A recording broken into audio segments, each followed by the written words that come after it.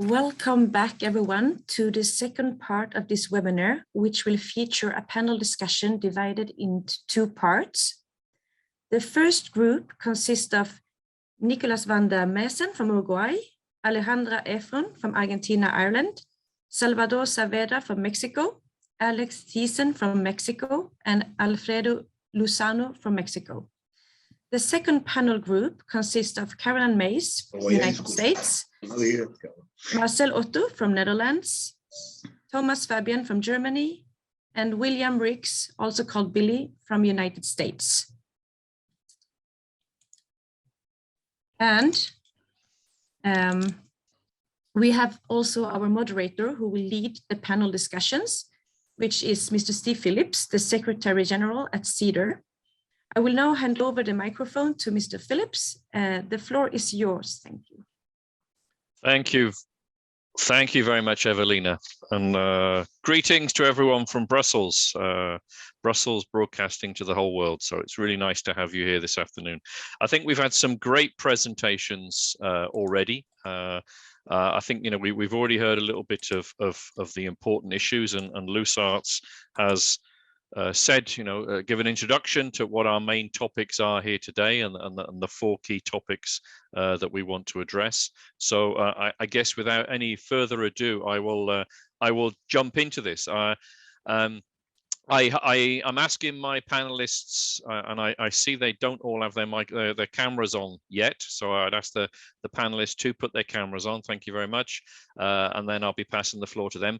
Please, you know, I'll be posing the questions. You know, please make your answers fairly brief. But when I introduce you, I think it'd be good the first time, if we haven't heard from you before, just briefly introduce yourself. What I'd like to do, because we've already heard from Alejandra and Salvador, is maybe pass on to our other two.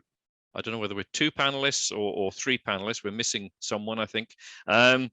So can I ask Nicholas or Alex? First question. As I say, you know, we've heard a lot of things already, but from your perspective, from your point of view, which of the intelligent access applications are the most promising, and are they, you know, covering new situations, new opportunities, new technologies, or can they also be applied in terms of existing situations? Who wants to go first? Hi, I'll go first. First of all, let me present myself and excuse Alfredo Lozano, which was going to be with us.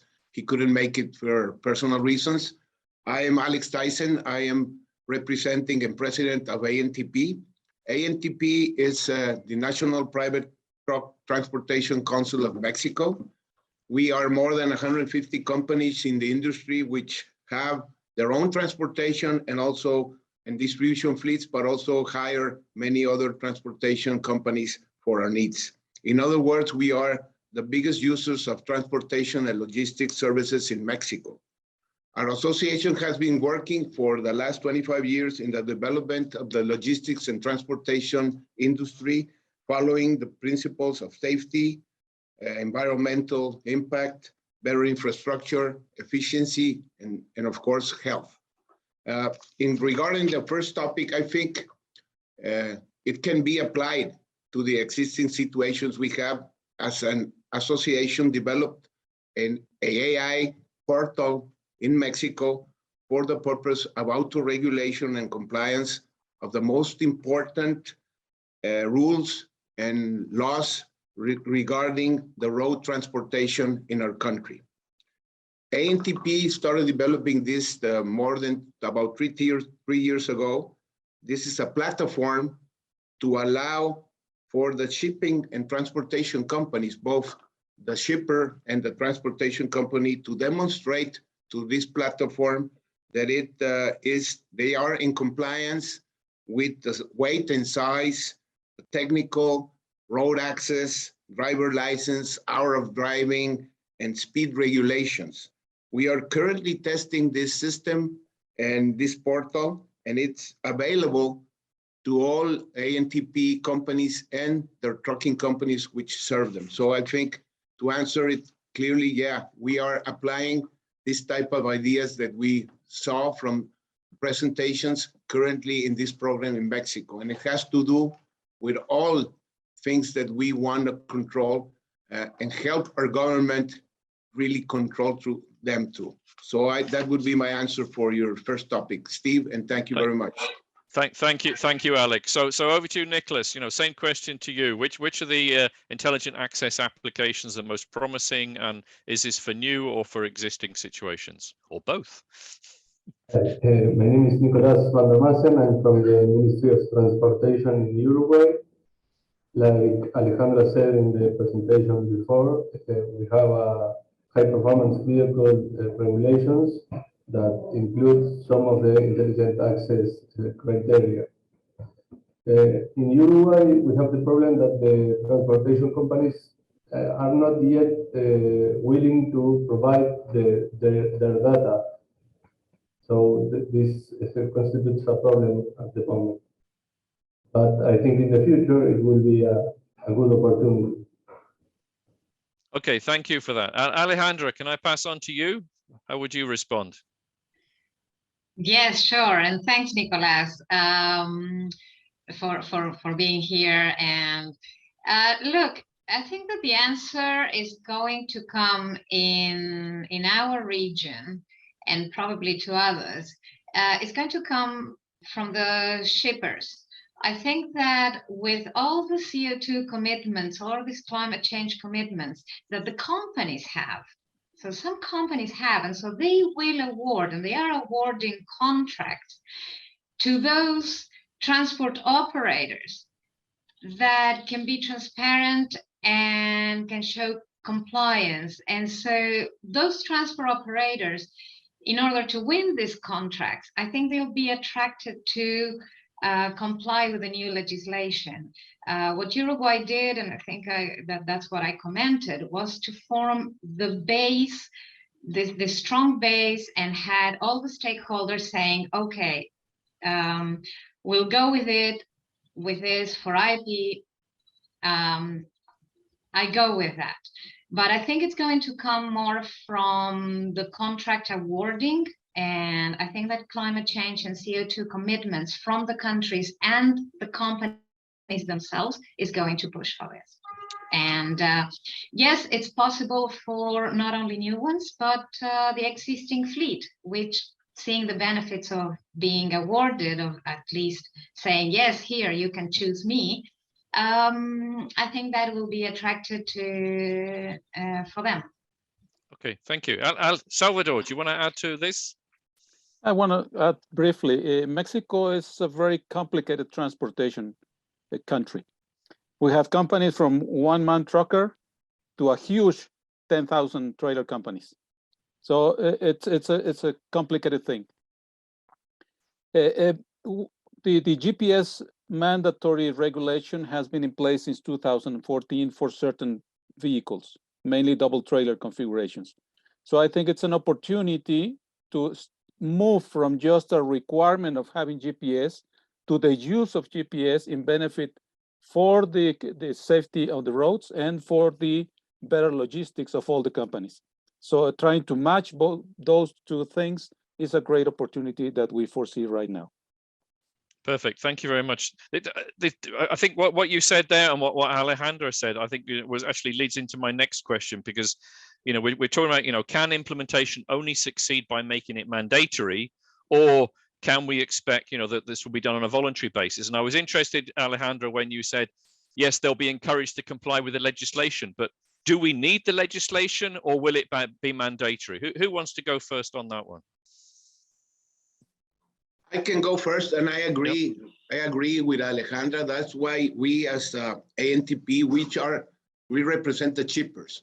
It has to be something that comes from within us, telling the industry and helping the industry apply this type of things. We are developing, as I say, this and testing this platform, which allows companies of ANTP and the shippers to promote for the transportation companies, the ones that really want to comply with the rules and regulations, to come into this platform so that we can allow our government, which is interested and knows about this development, the information to permit access to certain roads to certain advantages through it. So I agree with Alejandra. I don't think today it's voluntary. We are developing and we are having problems, the same problems that Alejandra and somebody in the panels or in the presentation mentions. People are concerned with their information. They don't want to share the information, and they think that all the information is going to be passed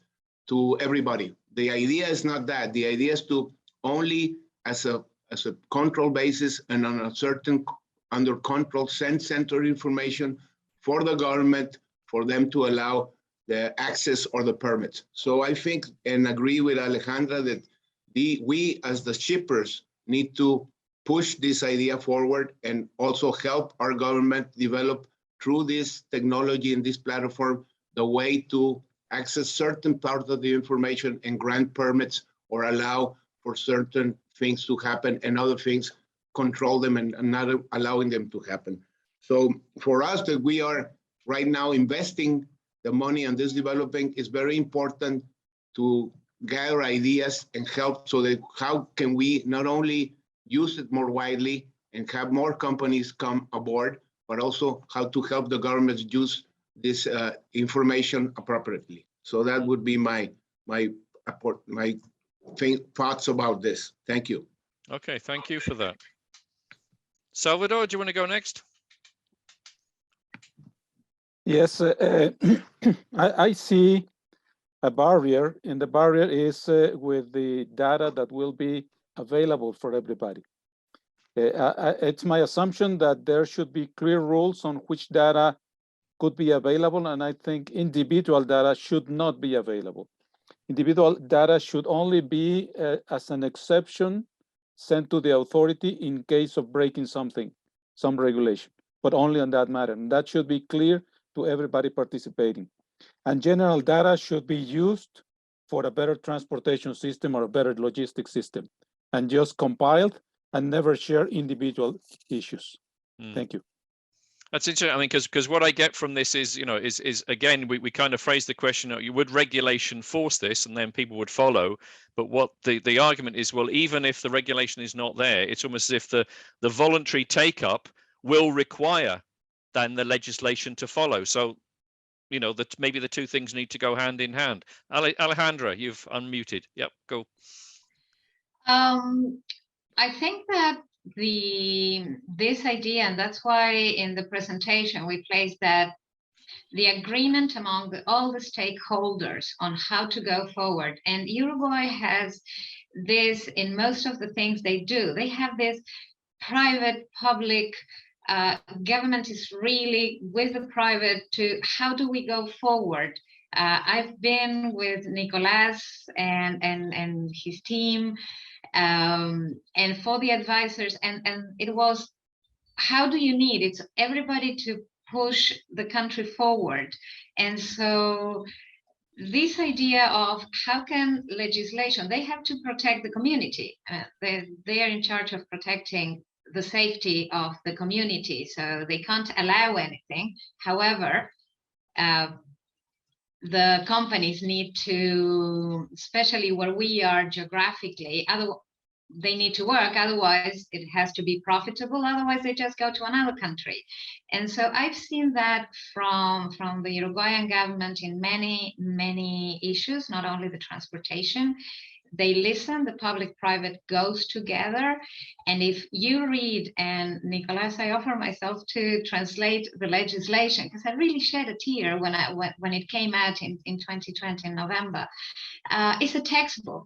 And one of the things it does, and actually we did throughout the project and still does, is you explain. It's such a textbook that it explains why each of the technologies, why are we doing this and why are we not doing the other part, and they listen, and they they listen, and if they say yes or no, it's going to have a reason behind, and the reason will be uncontestable from both sides. So I think that, yes, the legislation, I think that the next steps are to see not only what data is going, that the legislation says you have to, but what is the data, what's the purpose, and what is not the purpose of the data collected. And I definitely think it has to be voluntary and not mandatory, especially in our region. Okay. Mandatory doesn't work. Thank you. Nicholas, you want to add anything to that? Yes, like Alejandra said, in Uruguay we try to collaborate with the private sector a lot in the regulations, but in this case, the leaders of the transport sections try to collaborate and to innovate in new technologies, but not all the sector works the same way. So in the long term, I think private sector will go to these technologies, but regulations help push it forward.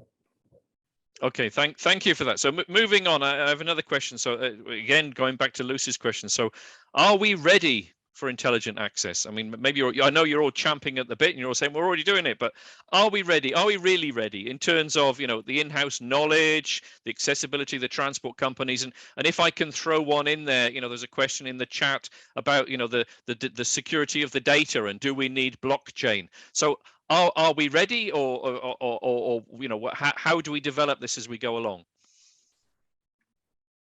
Well, to answer it, Steve, I think we, in Mexico particularly, we are not yet ready to, let's say, expand it completely. Like Salvador said, even in Mexico, it's only required for the double trailers to have telematics. So first of all, we need some help from, let's say, mandating part of the issues for a truck to be able to work into intelligent access. Of course, there's concern about not only sharing the data, and I agree with Salvador that this is a voluntary program, but we also need help from the government to be able to issue, for example, the necessity of trucks or certain types of trucks all to have telematics so that it would eventually work for all vehicles over the road. And also, I think that we need to test it more, test the security of the data. And like Salvador said, we no need to share all the data, particularly of any specific company using this platform or this type of technology. But we should share certain type of data when clear violations are made. And the rest of it should be used on an integrated basis so that we can better our productivity, our safety, etc. So I think the short answer is we're still not ready in Mexico. We can advance very fast if our government helps us with regulations regarding telematics and technology use in the transportation industry. Okay, thank you. Salvador, you want to go? Yep. Yeah, this is one of the nicest questions I've always asked myself when going into a project. Am I ready? And you never know if you're ready to swim unless you jump into the pool. That's the only way. And I think the Mexico, in many companies, do have the infrastructure to be ready for this project. And I think that we have to start with a pilot. We have to start with testing how it works. We need to prove to transportation companies that it is a feasible and it is something right to do, that it will bring benefits to both. But yes, are we ready? I would say in one point of a time, we have to jump into the pool. Well said, well said. Anyone else want to come on that one? Alejandra? I was wondering if Nicolas was going to want to say something, because they are, Uruguay is pretty advanced and they have, you know, way in motion placed, and you've been part, Nicolas, of placing all that in your time and how to get the data. And also the new vehicles for the past 5-10 years, because I teach to drivers, and one of the things is also that you need to not only have the technology for the vehicle and the transport operator. You need to know to have everybody else on the road knowing how to read this data and knowing what happens. And that's the beauty of the legislation as well. For example, what happens if you tamper any of the devices, okay? And so, for example, the speed limiter in the legislation, it gets very well that is the responsibility of the transport operator to have the speed limiter working, for example, and so the OBMs, etc. So are we ready? I think all the new, the latest trucks and trailers have all this technology. It has been proven that actually it's not that expensive when you put it in regards. And Alex might as part of the transport operators can say something about this. The technology in regards to the price of the technology itself is not that much when you see the fuel consumption, the CO2 that you can tell your customers, your shippers that you are reducing, etc. It has so many things. So are we ready? I think in that sense we are. The privacy protection of data, I think that's the next step. And that's a big one that we are all talking about that. And with all the hacking that we see going on, I think that's a big one too. And at the end of the day, as I said initially, it's a way of getting the business. The technology is there. The legislation needs to be, as Salvador was saying, let's jump and see what happens. And right now we have both. We have the technology and the legislation. We just have to attract the users. Thank you. Nicholas, can you add to that? Yes, as a regulator, I can say Uruguay is ready to do this right now. We have the regulations, we know what to do, we know how to do it, we have the people, all we need is the private sector to jump into it. And maybe some new resources if the number is too high. But okay, thank you for that. I can see the analogy keeps going. Yeah, we need to jump in because we only know if we can swim when we do it. But so that leads me, we're in the little wrap up, but that leads me on to, what are the main barriers? I think we've covered a number of the barriers, but also what do you see the success criteria, the success factors of implementation, and perhaps if I can also add in, and how would we measure them? How will we know if this has been successful? Who wants to kick that off? Yeah, well, I'll start again. Thank you, Steve. I think the first is that, like Salvador said, and Alejandra and Nicolas, we are ready to test it, of course. And I think today, in that regards, how will we measure success? I think the technology is ready. And like Salvador said, some companies are ready to test this. We don't have all the ecosystem ready.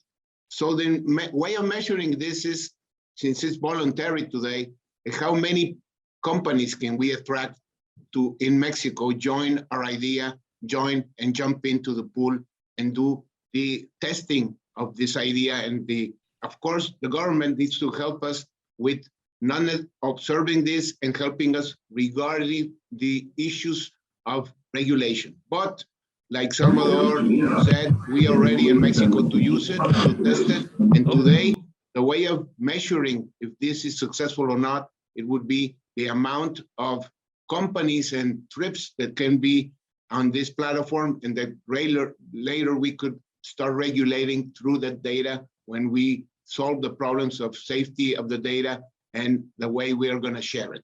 So today for us, it's very clear. The way to measure if we're going and it's successful or not is the amount of companies that start using this idea to self-regulate, to show we are compliant with the laws and the regulations currently in Mexico. And from the government side, they need to help us develop the rest of the regulations so that we can apply it with benefits to the people that are starting to use it, not necessarily forcing the use of it, but benefits. That's why we call it auto-regulation, because the first advantage for the users would be that the government would grant them, let's say, access and permits without needing to stop trucks to check things like they do for the rest of the trucks that are not on this program. So Okay. that would be the idea around it. Thank you. Okay, thank you, Alex. Anyone else want to add very quickly? Salvador, yeah, A quick comment. In Mexico, as you saw in my presentation, there used to be a differentiated loading available. That was an incentive for those who decided to put something else. And I think that incentive should return so that everybody that is willing to participate will have an advantage. And so we can attract more transportation company into the system. Thank you. Thank you very much. Final word, Alejandro, Nicholas. Yes, in Uruguay, the number of requests we have in the last couple of years from vehicles of high performance is growing. So we can say this is something the private sector wanted, and it is a success. Good to hear. I just have one of the barriers, because yes, that is measured the success factor. I would like to say, and I think we have with Mexico very similar, and with Argentina, and I've seen it in many other places around here.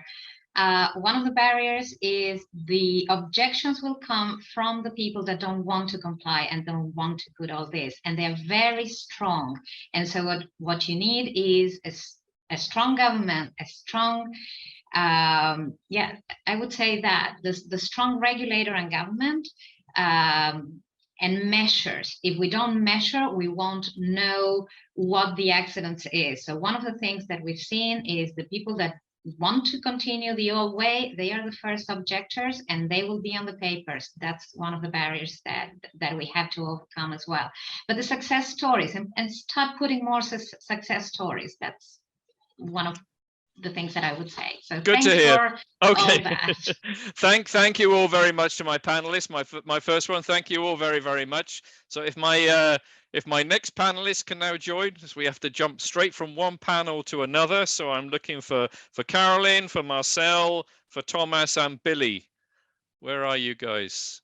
Thomas, Billy. Yep. Hi, you're there. Perfect. Okay. So we'll do the same, well, different questions, but the same setup. So it's really good to have you here. So yeah, the first one is where are we? Yeah. So first one, I don't know who wants to go first, but what do you see as the main benefits of implementing intelligent access? That's the kickoff question. So who wants to go first? Anyone? Oh, Marcel. Yeah, this is Philip. This is Caroline. I can go first. Go, please. Yeah. Yeah. So can you hear me well? Perfect. Yeah. Listening to the other panelists earlier, I know my presentation was a little bit different, but I wanted to talk about what you just mentioned, the main benefit of intelligent access. In the US, we have a lot of telematics in the vehicles, but also in our infrastructure. On the trucking side, they have a lot of technology in the vehicles. Adaptive cruise control, lane, change management, queue warnings. All of those things are in the vehicles today, and a lot of the new trucks do have that. But then also on the regulatory side, at the federal level, all trucks in the United States as of today have to have what they call electronic logging device. And that monitors how long the drivers drive, and it monitors all the activities. So it's really a platform that is helping to, really implement and provide the data on the movement of trucks throughout the nation on the transportation network. And then hopefully we'll tie that, somebody mentioned weigh in motion. We have extensive weigh in motion system in the United States. It's not used necessarily for enforcement, but is used in our case to really understand how the asset is being used, and then also how we can better manage and maintain those assets in designing our road network, looking at where all the heavy vehicles are traveling within the system, and providing that information to our engineers, but also to our maintenance folks, so we can manage access. So I think there's a lot of benefit that we see from really continuing to implement intelligent access in our transportation system on both the vehicle side, but also on the infrastructure side. So really bringing both private sector and public sector together. Thank you, Carolyn. Yeah, I think that's clear. Okay, I'm going to jump in now because I want to go straight to Thomas, because I want to hear from the vehicle manufacturer's side. What are the opportunities? Thank you so much, Steve, and good afternoon. I was just going to say, I mean, from our perspective, and this has been said in one of the presentations earlier today, from our perspective, I mean, road transport is here to stay. And all of us obviously have to deal and are focusing increasingly on the questions that come, the challenges that come with climate change, with air pollution, air quality, with safety, all of this. And in that respect, road transport is developing, is evolving, and we see intelligent access policies as a key enabler to make this, to address concerns and to make these new technologies, these improved vehicle technologies accessible and make them implementable in this on the road in reality, to address and to achieve actually these improvements that all of us are working on. And maybe one last remark here that was also mentioned earlier today. One of the concerns that we obviously have is a fragmented patchwork of access rules. And this is the other aspect where we see intelligence access policy as a key enabler, which allows us to harmonize this and to make sure that we do not have this patchwork where drivers have to look into worst case ever paper manuals to check if they are actually allowed to go there or not. Mm-hmm. Worst possible scenario. Okay. Who wants to add? Marcel, Billy? Well, I can add also from, I think, from private side, intelligent access helps to prove your performances, and especially also compliance when it's up to durability, emissions like that. And also safety. Road safety is still also an important value, of course. So this is on the private side, I think, important, and that helps also to ensure a level playing field in the transport sector. That's also a driver for companies to cooperate with us. And from the public side, it's already said in many words, I think, but so we have growing challenges of for the management of our assets and the traffic, so that it's really growing very fast, these challenges. And for especially the risk management, we need more information and we need more control. And this is what intelligent access can provide us. Okay, Billy? Yeah, Steve, can you hear me okay? Fine. Yeah, I mean, I think, so Billy Riggs, I'm a professor of management and engineering in San Francisco. And I know that we didn't get to introduce Marcel and Thomas either, so it'd be great if we could just, for everybody that's attending, hear a little more about who y'all are. But I think from a theoretical standpoint, I think what I heard from everybody was kind of an economic foundation of the need. And even when we consider kind of the regulatory ecosystem, the reason why we have transportation regulations many times is to facilitate economic growth, to facilitate economic equality. And so I do think that a lot of the need for intelligent access is to support GDP growth at a macro scale, and it could, but also from a logistics standpoint to help with basic goods delivery and movement. And what we in the U.S. and I really appreciated Carolyn's presentation. What kind of, we always thought about this in terms of commerce, and I think we could even look at a historic lens in places like England on why transportation networks originally formed in the Industrial Revolution, et cetera. So I think that's how I would frame the need for where we are now, even though our technology is much different these days. Okay, thanks for that. Yeah, I mean, I must add, I mean, from my perspective, I welcome Carolyn's presentation because it went beyond this philosophy that road authorities are only about protecting and looking after their assets. There's also the service that the road authorities are providing. So I guess that leads me on to the next one. You know, again, you know, what further benefits are there? You know, creating new business opportunities for the private sector, but also, you know, we heard some about the public sector. We heard Thomas actually mention that this, you know, this is maybe a route into the introduction of new technologies. I know Carolyn, for example, mentioned automated vehicles. So who wants to kick off on that one? Yeah, if I may, please, Thomas, maybe just one sentence. Billy asked for this. So I'm Director Commercial Vehicles with the European Automobile Manufacturers Association. So comprising the major European truck manufacturers. And one aspect, I mean, I think I've mentioned this already, but one aspect that I would like to add here is, where as vehicle manufacturers, we're increasingly faced with increasingly stringent regulations regarding the performance of these vehicles, the environmental performance, et cetera, et cetera. What we do not have, at least on a similarly ambitious level, is demand side measures, which actually force our customers to invest in these vehicles.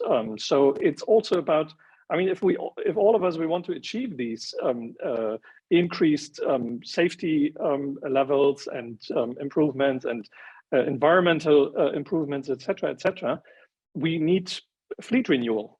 This is, I mean, new technologies are the way out of this, of the current shortcomings of the road freight transport system. And just like we have regulations that push manufacturers in a certain direction, we also need some sort of framework which pushes our customers to invest in these vehicles and to come along with us on this road.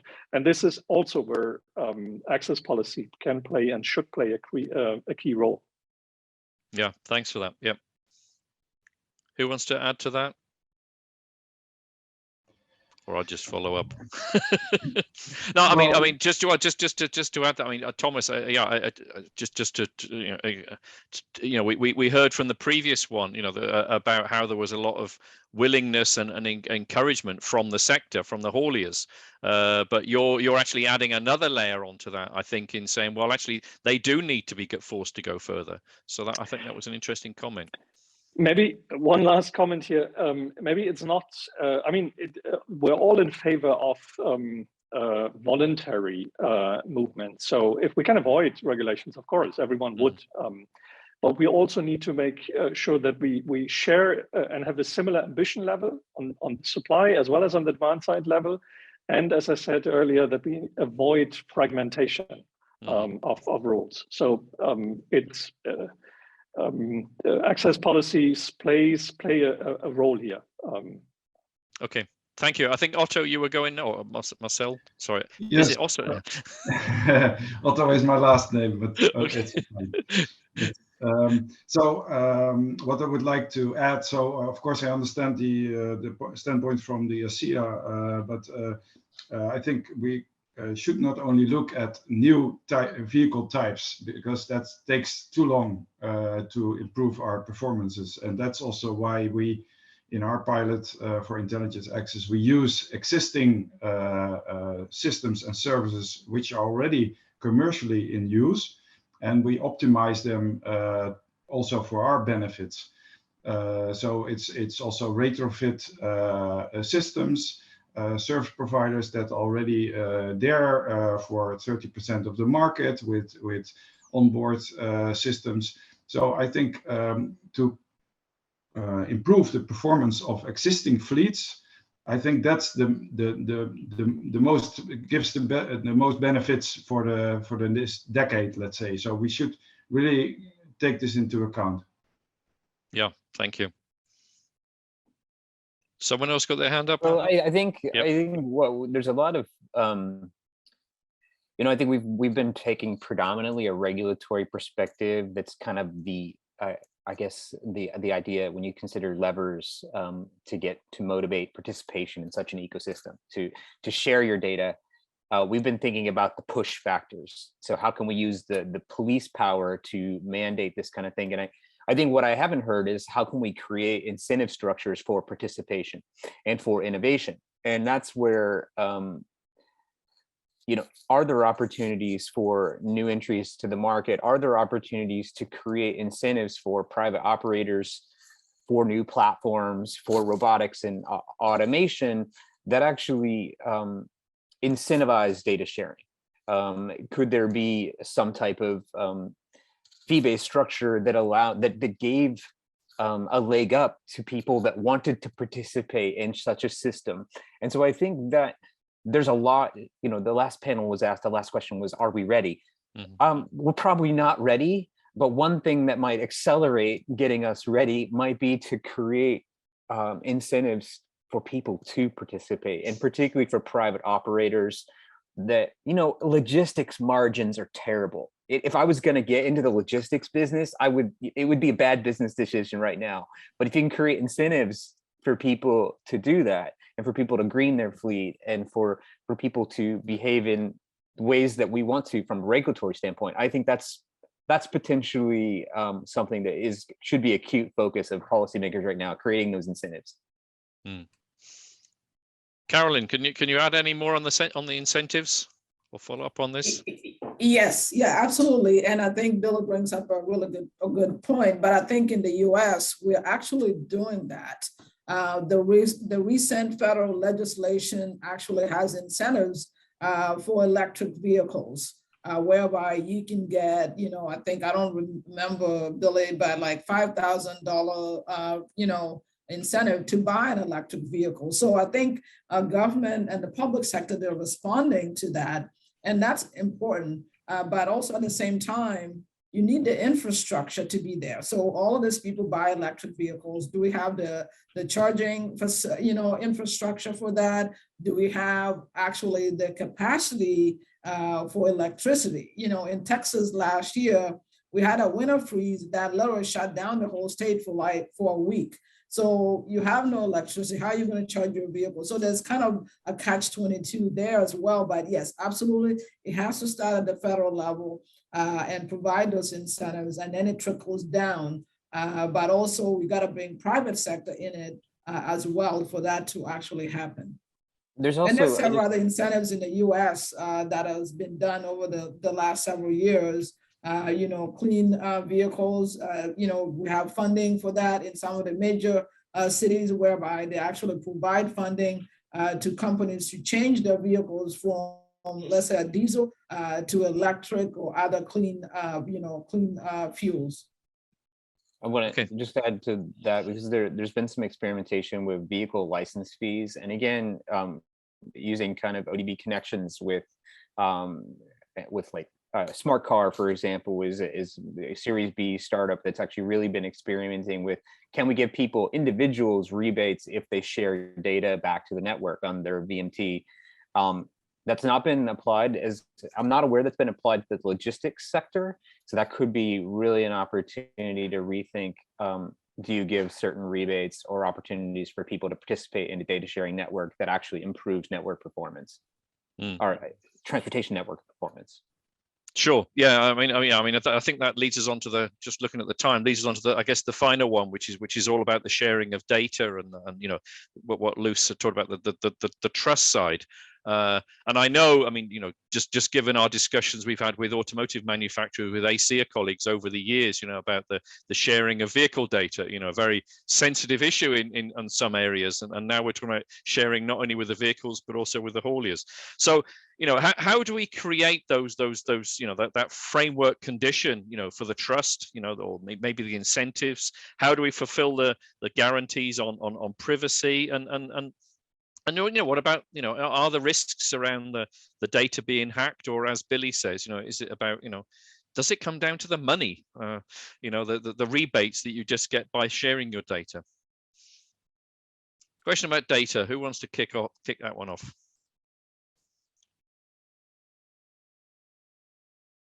Well, I was the one who put in the comment about, I really think that we have to think about a distributed ledger in this point.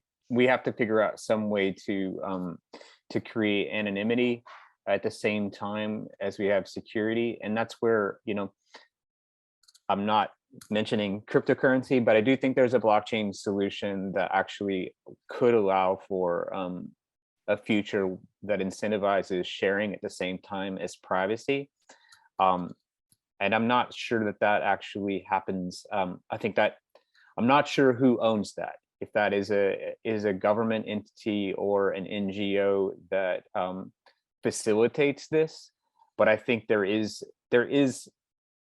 an entity that needs to help repair some of the trust and helps facilitate in a way that protects individual privacy some of this data. And I know my colleagues at Rijkswaterstaat have thought a lot about this and know it's a tension that they've grappled with as well. Yeah. I mean, I guess you also bring another. Maybe I could throw in also the question of the enforcement, you know, which we had was mentioned in some of the other things. You know, is, you know, can you have anonymous enforcement? But anyway, sorry, Thomas, can I pick on you for this one, because as I say, it is a big issue, I know, for the OEMs. It is indeed, and I'm not sure I can add much here to the discussion because you mentioned this already. It's a sensitive issue. It's about business opportunities to some extent. I mean, privacy and protection, data protection is absolutely crucial here.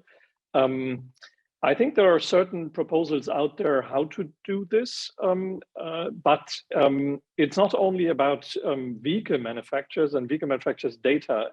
It's also, I mean, think of the big logistics companies, freight forwards, etc., freight forwarders, etc. So this is a question that we should address in the wider logistics and transport value chain here.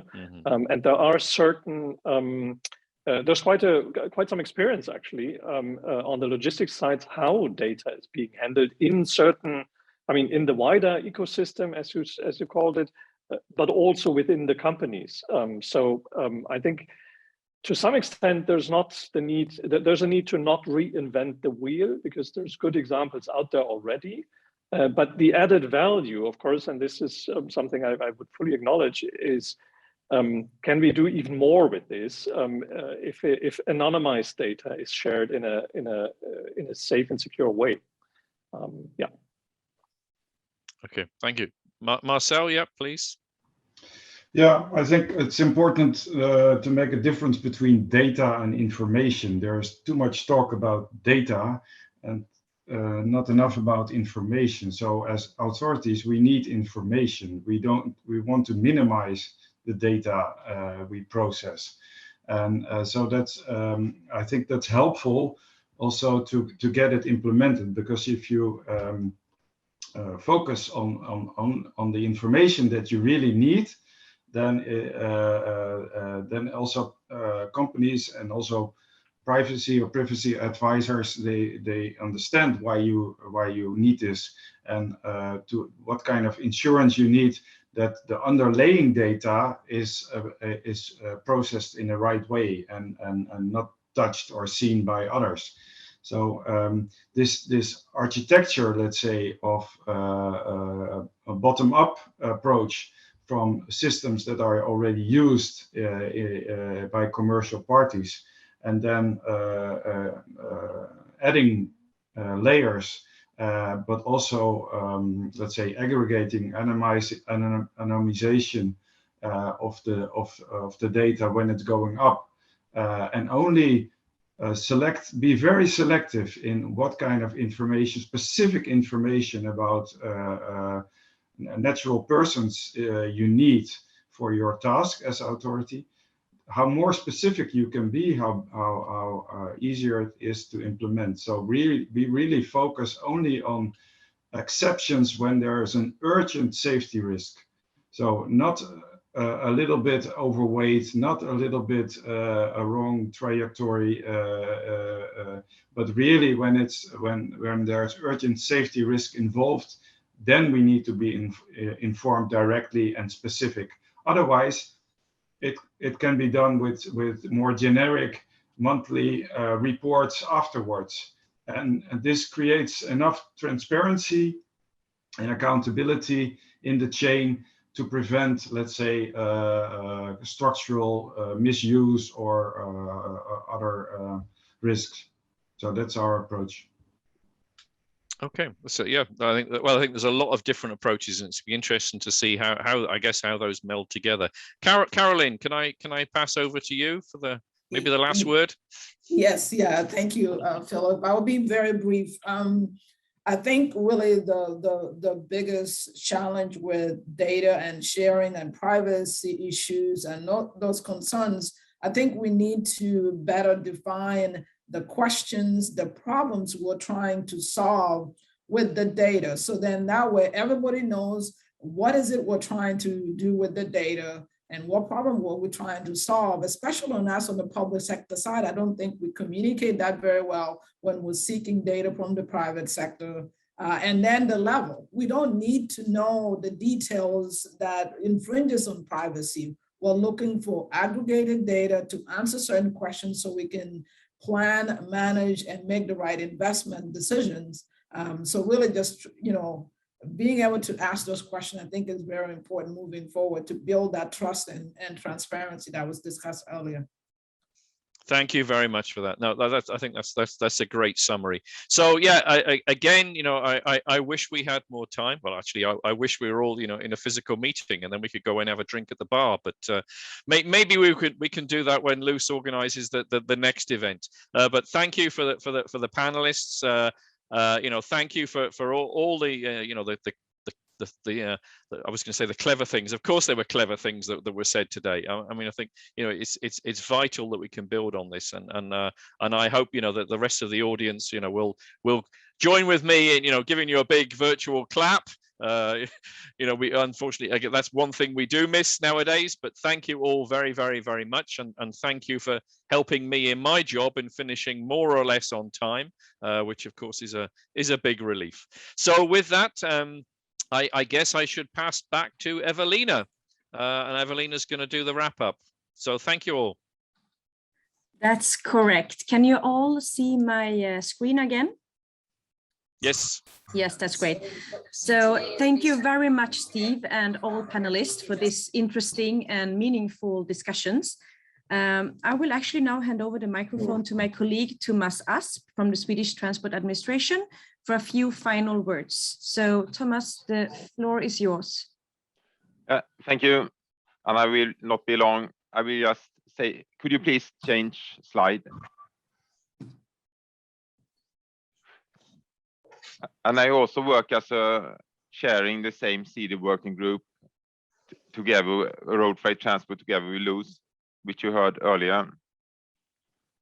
And the most important thing for me, I think, is the first one. A big and warm thank you to all participants for listening, to panel members for taking part in discussion, as Steve said, and to all presenters for preparing very nice and interesting presentations. And this material and also recordings will be made available to all participants within 1 week, and we will be back with information about that. So please take next slide. And as you heard in the beginning of this webinar, we also plan to have a new webinar next autumn where we will use ideas from this meeting. So we hope that could be a really good continuation of this.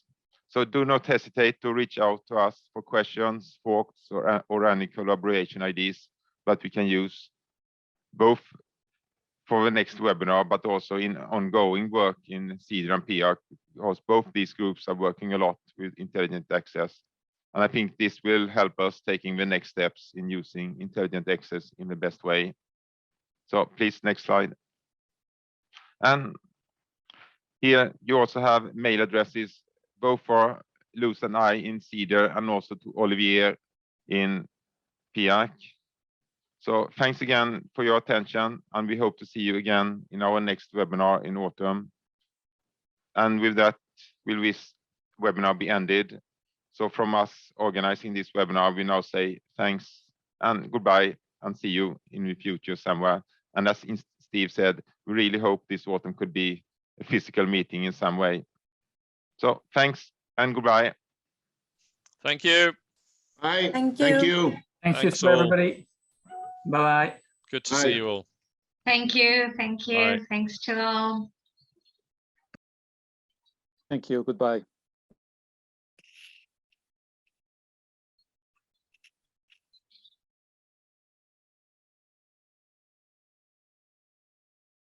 Evelina, should we close down this and start again? Let's do that.